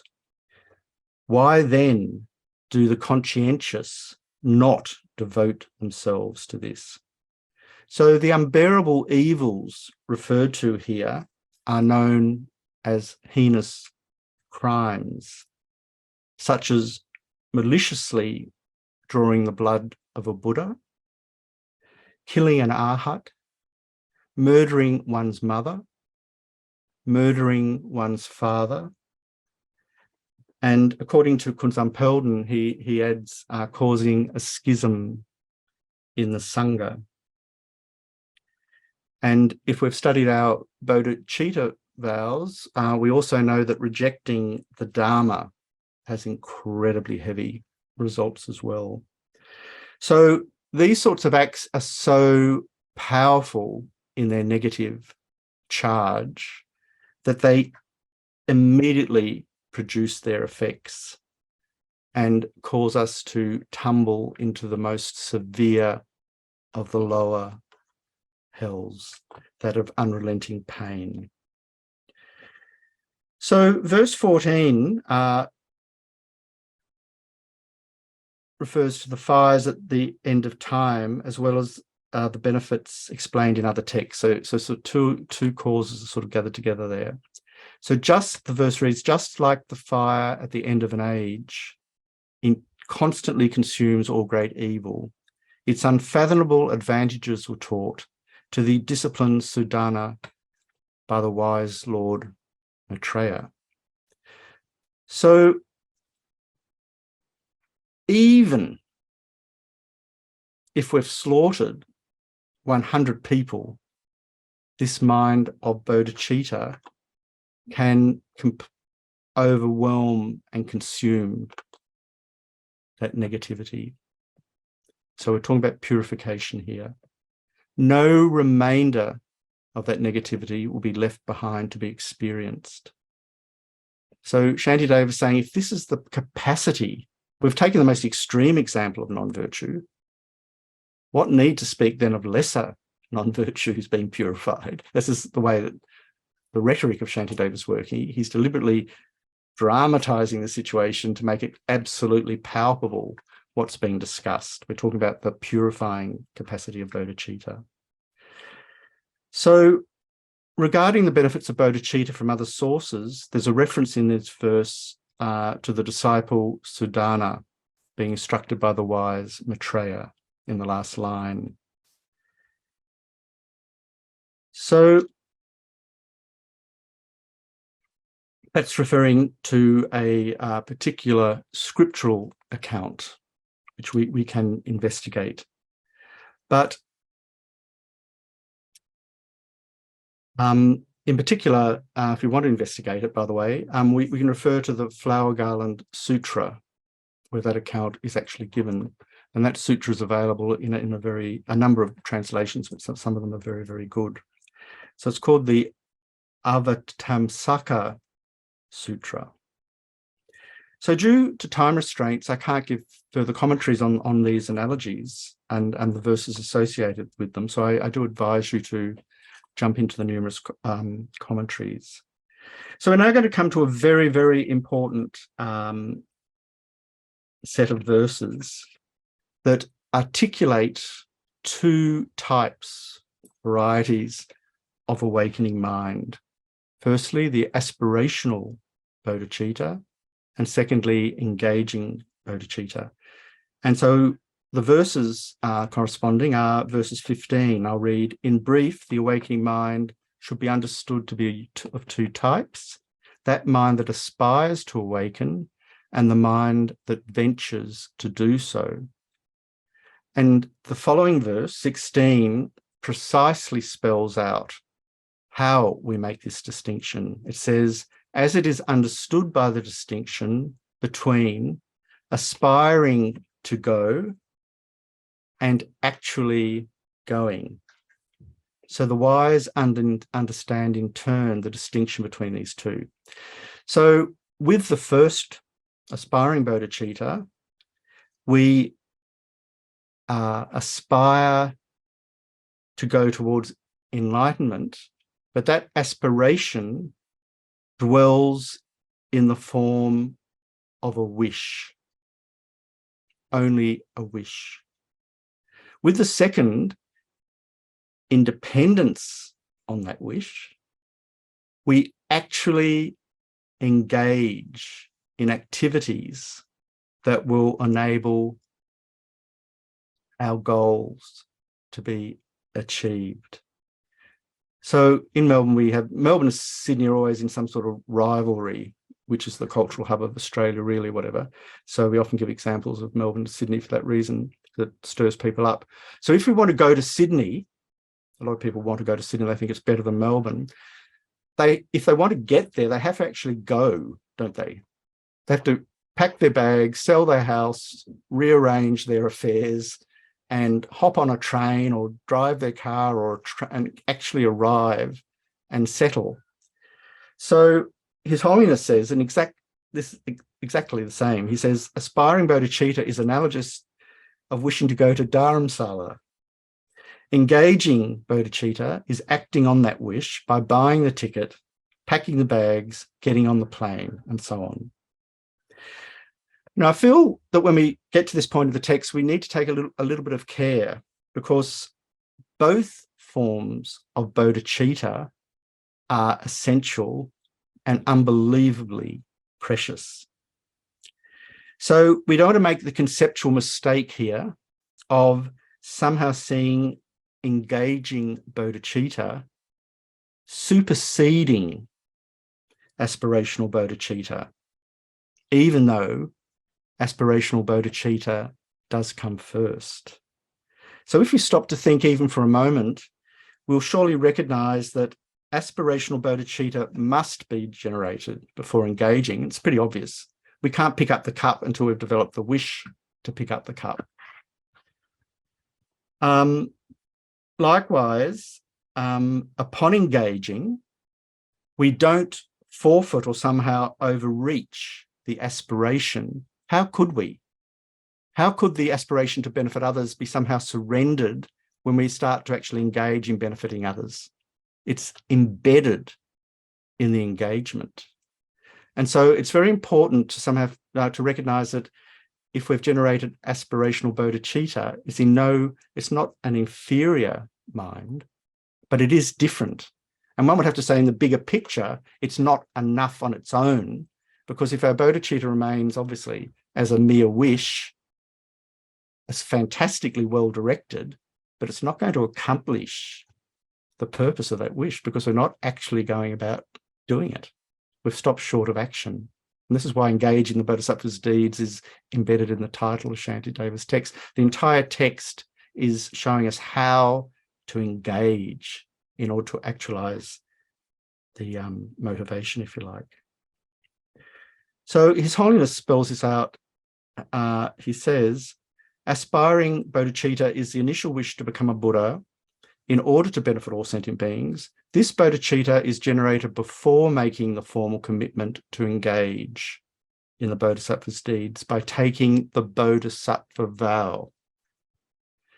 And then he says, engaging bodhicitta arises when someone follows up on the initial wish of aspiring bodhicitta by taking the Bodhisattva vow and making the commitment to create causes for Buddhahood. So the commitment is to actually engage, because it's through the engagement we develop the karmic momentum to ripen that mind. So the two types are developed sequentially as part, says His Holiness, of a single substantial continuum of bodhicitta. That is, someone meditates on either the sevenfold cause and effect instructions or the equalizing self and others instructions or their combined instruction. And when they generate bodhicitta, the commitment of that mind becomes aspiring bodhicitta. So we've got up to aspiring bodhicitta. Now, on top of that, when bodhisattvas, upon taking the bodhisattva vow, engage in acts of generosity, ethical conduct, or fortitude and so forth, the continuity of their bodhicitta becomes engaging bodhicitta. So that's what I meant by aspiring bodhicitta being embedded. It's in that continuum. It's not as extended, if you like, as engaging, but it's traveling with it because it's already there in the same continuum. So both bodhicitta and the active practice of the bodhisattva's deeds must be manifest to be engaged bodhicitta. So this is really the litmus test for engaged bodhicitta is, are we actually engaged? So His Holiness gives a very fascinating description of the escalating manner, if you like, in which this mind generation moves from aspiring to engaging. And he says it's worthwhile spending some time developing a good understanding of this. He says, when we feel that the time has come to seriously undertake the cultivation of bodhicitta, we may generate contrived bodhicitta in the presence of our teacher. This is called cultivating aspiring bodhicitta in a ceremony. And this helps to stabilize our determination to cultivate bodhicitta. Later, when we feel capable to train in the four causes for keeping our bodhicitta from deteriorating in this and future lives, we can do the ceremony again. So the same ceremony, we do it again in the presence of our teacher with the thought never to give it up. This is called receiving aspiring bodhicitta with a commitment in a ceremony. So we've gone from wishing to wishing with a commitment. We've made a promise never to give it up. That's still a wish, but it is a bigger wish than the one we previously made. After training the mind in aspiring bodhicitta with a commitment, we take the Bodhisattva vow. Our bodhicitta at this time is engaging. Even if we engage in the 6 perfections with the mind aspiring, may I become a Buddha, or I will become a Buddha, as long as we have not taken the Bodhisattva vow, says His Holiness, engaging bodhicitta will not yet be present in our mind stream. So Kamalashila says, the initial aspiration thinking, may I become a Buddha in order to benefit all sentient beings, is aspiring bodhicitta. Once you have taken the vow and you engage in the collection of merit and wisdom, the initial aspiration becomes engaging bodhicitta. So both aspiring and engaging bodhicitta are the thought to attain awakening for the benefit of all sentient beings. So there's no change in the object or the purpose. The difference lies in that engaging bodhicitta is present when it is connected or conjoined with the Bodhisattva vow. And in dependence on that, the practitioner engages in physical, verbal, and mental activities that lead to awakening, whereas aspiring bodhicitta is not, in that initial sense, connected to the Bodhisattva vow. So these details will be dealt with again. So His Holiness recommends at this point in his own commentaries on these topics that the good qualities of even aspiring bodhicitta are immense. How then, even more so, are the qualities of one who has taken the vow? From the moment the vow is taken, whatever a bodhisattva does, whether waking or sleeping, will create great merit simply through the sheer power of the intention. And if there is great merit in waiting to relieve one beings of even a single discomfort, need one mention the endless benefits of wishing to help innumerable sentient beings? So you notice I am quoting His Holiness very extensively on this topic, but that's very, very deliberate, because His Holiness is the embodiment of Chenrezig, the Buddha of compassion. And of course, to receive the Bodhisattva aspirational or engaging commitments and vows in His Holiness' presence is the most remarkable and wonderfully precious thing we could possibly do in our lifetime. So I just mentioned that. So His Holiness acknowledges that our current bodhicitta may not yet be spontaneous. Therefore, it is something that we have to fabricate. And so this is a really important point, I think, to contemplate, because we normally regard to fabricated thoughts as somehow fake. It's like cheating, isn't it? We fabricate a mind generation. We haven't actually got it, but we pretend to have it. We act as though we do have it, but we actually don't. But this is not the way it works here. The very wish to have it is what produces the power to actually have it. We must be very, very clear about that. So in merely wishing to have it, we've already stepped towards the goal of enlightenment on behalf of others. And so it's really the most wondrous thing. And in dependence on that, at some point in our continuum, our mind's development and so forth, our contrived bodhicitta will transform and become spontaneous. And at this time, it's referred to, I think, quite remarkably as a primary mind, not a secondary mind. So Geshe Jumpa makes this point on page 13 of his Shantideva commentary for those who are wishing to investigate. He says, the mind of enlightenment is a primary mind that wishes to attain enlightenment for the benefit of all sentient beings. And he also says the mind of enlightenment is a special primary mind that is the wish to attain enlightenment As a preliminary to, or in preparation for generating it, we need to first confess our negativities by way of applying the 4 powers, whereby we can purify negativities and obscurations, the conditions that are adverse to generating it. In addition, we need to accomplish conditions favourable to its generation by accumulating the collection of merit.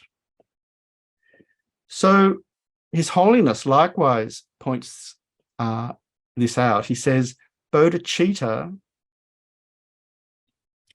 is a primary mind. I just find my quote here. That ascertains its object in terms of its general nature, whereas a secondary mind ascertains its object in terms of its specific characteristics. So in saying that bodhicitta is a primary mind, we're also acknowledging that it is accompanied by or concomitant with various mental factors, one being, in fact, the principal one being the aspiration to attain full awakening. So it is especially this aspiration that leads us to examine, says His Holiness, how best to benefit sentient beings, and we conclude that is through attaining the qualities, that is through this that we attain the qualities of a Buddha.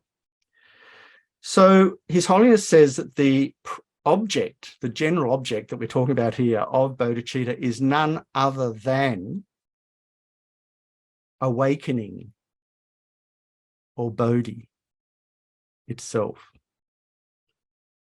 So again, we're being returned to the topic with which we initially spent some time on in the first talk, where we looked at the word bodhi in its Tibetan form of jangchup, where jang was referring to purification and chup was referring to the enhancing of our good qualities so that we can attain that state.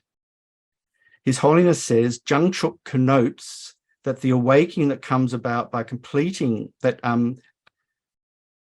that jangchup connotes the awakening that comes about by completing the purification embodied in jangchup.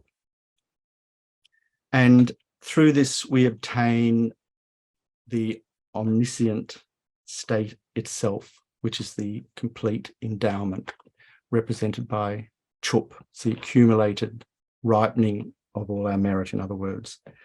So the point being made here, it sounds a little bit technical, but it actually bears great significance, because bodhicitta is a primary mind that is directed towards our own enlightenment, because we want to work for the welfare of all sentient beings by attaining full enlightenment. So our own awakening, says His Holiness, is the object being held by this primary mind of bodhicitta. And this exactly returns us to the concept of taking refuge in our own enlightenment as the meaning of bodhicitta that was mentioned at the beginning of today's talk. So I think that's really important to contemplate. So we might leave it there. You might be worried at this point that we're not going to finish the text. All the other verses in this text are going to be dealt with quite quickly next week, and then we're going to move on to chapter 2. So the many verses I'm not going to stop to give commentary on, but I do feel that most of the heavy lifting has been done for this first chapter and sort of laying out the landscape in the way that I've attempted to do. So are there any comments or reflections or any stories you want to tell?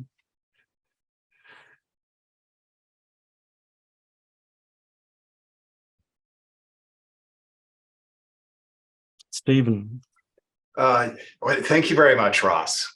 Again, another wonderful class. I can just see in the faces of the other attendees that It was really quite wonderful. I think my question had to go back to something you said maybe an hour or so through the class regarding bodhicitta and throwing karma. Yeah, bodhicitta opposes the production of throwing karma. Yeah. So, I've heard It needs a bit of qualification. Yeah. say that, in fact, as you're approaching the end of your life, perhaps the best thing you can do is to try and generate bodhicitta in your mind, and that would generate positive throwing karma. Yeah. But I'm wondering about your phraseology here, how it Yeah, works. I suppose we're taking my statement a little bit too literally. It's a very good question. Thank you. I meant that we can no longer produce injurious throwing karma. So I was talking in the context of the suffering of psychic existence. And in that context, bodhicitta is seen as the supreme method of purifying, because it's able to accomplish all the other levels of purification required at every stage of the path. And I also threw in, for good measure, because it was an inkling in the back of my mind as I said it that I might get into trouble here. I mentioned that we also need to employ ultimate bodhicitta in that statement, because ultimate bodhicitta is specifically referring to our realization of emptiness, independence on the continuum of our bodhicitta mind. And it's those two together that will completely eliminate throwing karma. So if you want to be technical, so we need to bring the wisdom mind into it at some point. But I think it's still a very powerful reflection of, isn't it, in terms of what to do at death time. And as we know from the teachings of our lamas, they encourage us to practice developing virtuous thoughts at death time now, so that we're sort of rehearsed, because they warn us as carefully and as nicely as they can that if we give way to negative thoughts, as you're sort of suggesting here, we have the capacity to ripen a negative karma that will throw us into a lower realm. So at least if we can generate a positive thought, we can ripen a positive karma that will result in a higher rebirth. And this is why Nagarjuna was talking about high status and definite goodness in that order. In order to develop definite goodness, which is liberation, we have to have a foundation of practice, this precious human rebirth, and avoid losing it again, which means that we have to have higher status, meaning higher rebirths. The ideal of one for us is the human one, and therefore we practice on that basis. So does that sort of answer the question? Yeah. I think it's very interesting, isn't it, that in Shantideva's anger chapter, he talks about Stephen mentioned this last week, one moment of anger is said to be able to wipe out the roots of virtue. There's a big debate in the texts about what this actually means. And Tsongkhapa says that the root of virtue in that situation isn't actually completely lost. So the seed isn't totally destroyed when we say that anger has wiped out virtue, but its capacity to bear its result has been destroyed. So it's a very interesting reflection and a sort of point of sort of finessing the investigation there. So then further queries come up about is a root a seed? And I sort of mentioned one of my notes that His Holiness says for general purposes, even the mind of compassion can be considered a root of virtue. And I think this is a really useful thought. He says, because independence on that mind, we generate many other virtues. But there's also a sense in which the roots of virtue, as I attempted to describe when I was giving the example of even a single virtuous thought arising is due to the power of the Buddhas, is that the kind of arena in which we dwell, if it's favorable to the production of positive qualities, can be called the root of virtue. So it's sort of the kind of realm in which something dwells that enables a particular destiny to manifest or unfold. And at this level, I think we're dealing with the operations of karma at an incredibly subtle level. And so at death time, we try to create a sort of realm of virtue in which our karmic potentials of virtue will be the ones that ripen. But technically speaking, you're quite right. It's not until we become sort of an Arya being and so forth that we begin to actually no longer produce throwing karma. But we still produce karma, by the way. It gets a very interesting topic to explore. So there are other questions or...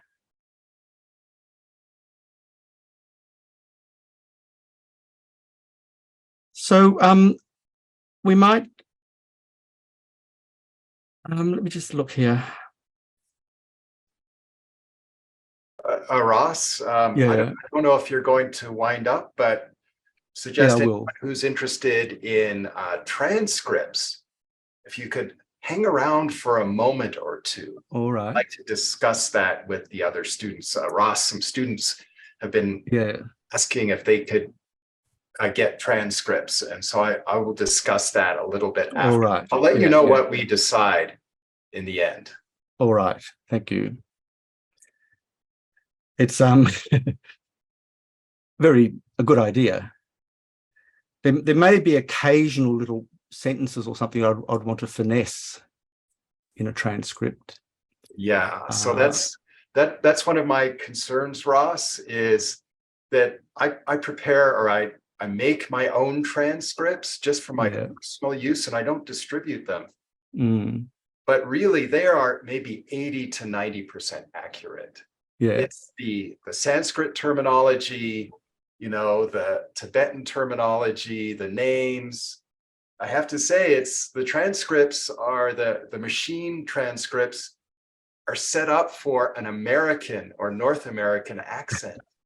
Yeah. So this has nothing to say about the Australian accent, but sometimes words that get rendered are very interesting. Bizarre. So I'm going to discuss that a little bit and find out, you know, what is the best way to handle those. Yeah, I'm covering a lot of material. Are you finding I'm covering a lot of material each session?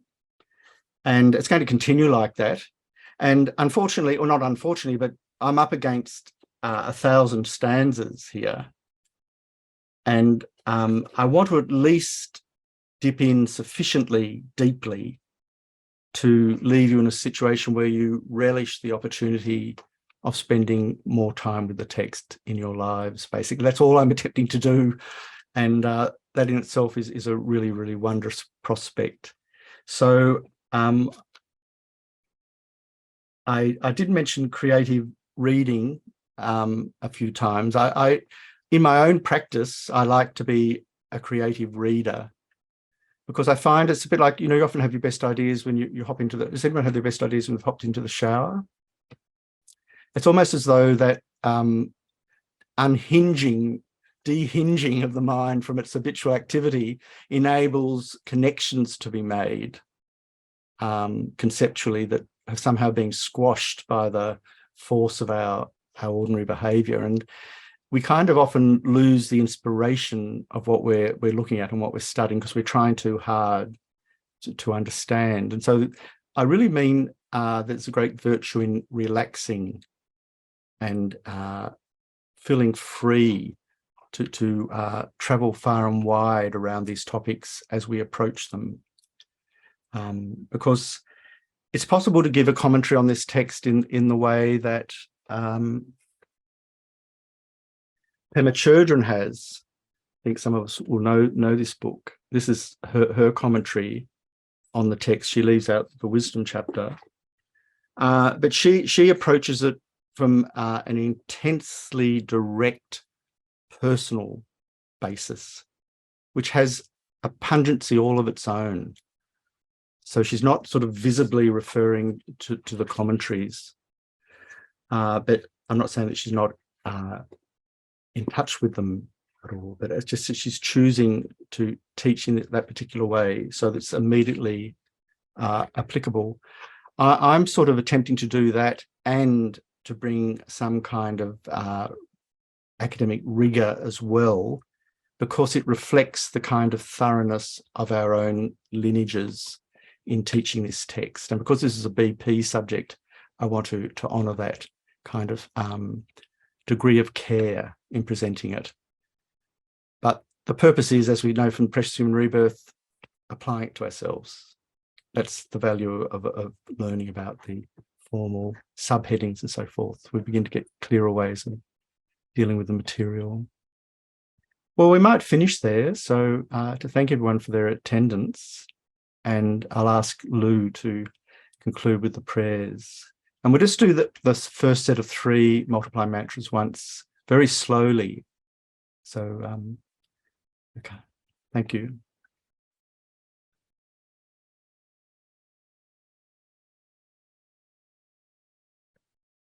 You did want to do all the dedication prayers also? Yes, thanks. Yeah. Okay.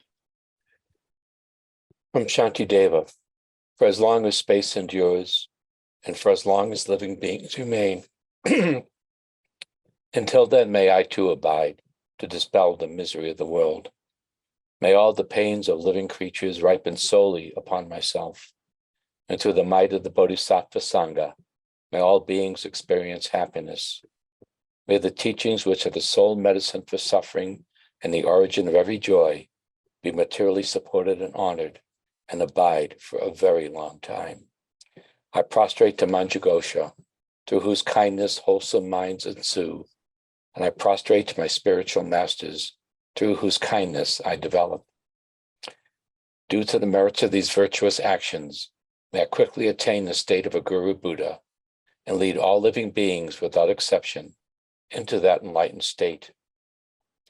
May the supreme jewel bodhicitta that has not arisen arise and grow, and may that which has arisen never diminish, but increase more and more. May my Venerable Lama's life be firm, his white divine action spread in the 10 directions, dispelling the darkness of all beings in the 3 realms. His Holiness the Dalai Lama, the wish-granting, wish-fulfilling jewel, source of every single benefit and happiness in this world, to the incomparably kind Tenzin Gyatso, I beseech, may all your holy wishes be spontaneously fulfilled. In a land encircled by snow mountains, you are the source of all happiness and good. All-powerful Chenrezig Tenzin Gyatso, please remain until cyclic existence is ended. Lama Zopa Rinpoche, you who uphold the subduous moral way, who serves the bountiful bearer of all, sustaining, preserving, and spreading Manjunat's victorious doctrine, who masterfully accomplished magnificent prayers, honoring the 3 jewels, Savior of myself and others, your disciples, please, please live long. Tenzin Osul Hita, Venerable One, to you whose kindness exceeds that of all the conquerors, for those wanderers in far-off places, especially the West, mindful of your loving concern for us, and intentionally descending again into a family of a far distant land, we make this request. O Lama, please, please, live long. Geshe Lobsang Doga, you with an immutable vow to spread to the limits of space the Dharma of the able one in general, and the Dharma of the pure-minded conqueror, supreme superior spiritual friend of unrepayable kindness, please remain for hundreds of eons and bestow the supreme and common siddhis. Geshe Tupten Sherab, beloved teacher leading your students toward wisdom and compassion, explaining through exacting discernment the steps of the graduated path, you are the unequal guide. Please live a long and stable life.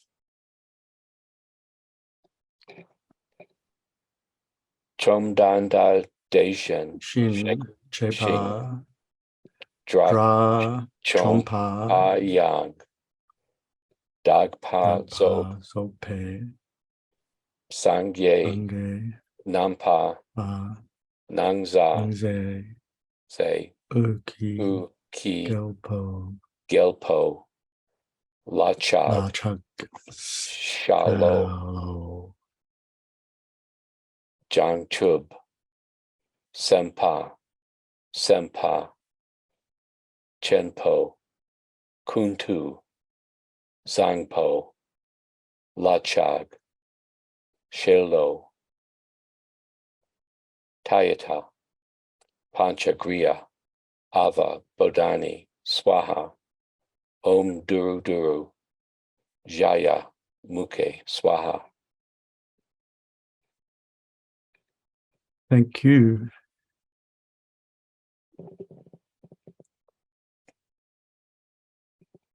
I just want to, I just had a thought, talking about Stephen's question with purification and bodhicitta.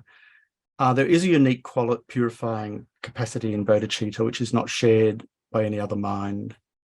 And that's the ability, in conjunction with ultimate bodhicitta, to overcome the obscurations to omniscience. So that's very important. So an Arya being on the Hinayana vehicles can overcome all forms of throwing karma, but they still have a residue of obscuration on the very subtle level of the cognitive obscurations, which we need bodhicitta to remove. So thank you very much, and I have a good week, and I look forward to seeing you again. I can see some of you there rugged up. We're going to have a 37-degree day tomorrow, so it's a different world over here.